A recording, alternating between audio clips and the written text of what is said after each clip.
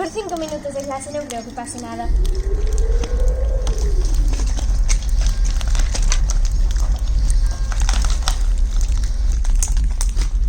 Esto...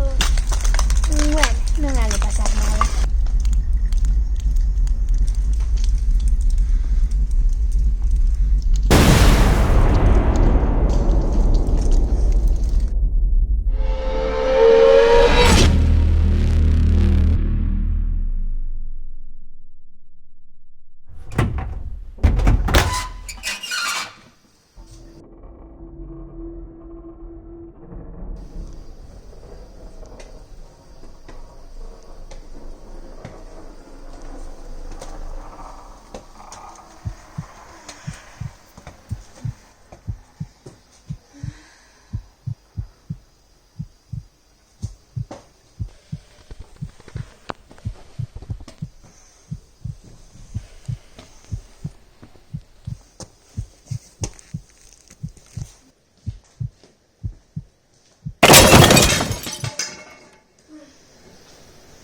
Solo foi un pau.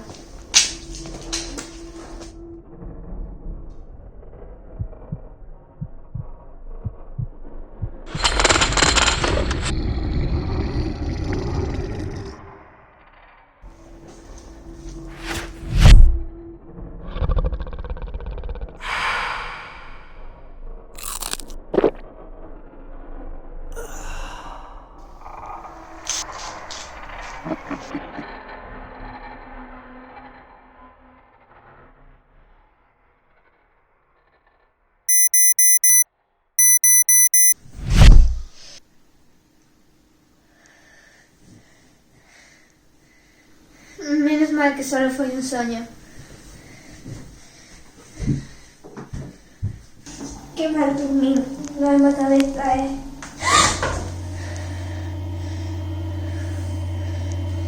Non vexo o meu reflejo no espello. Entonces, non foi unha pesadilla.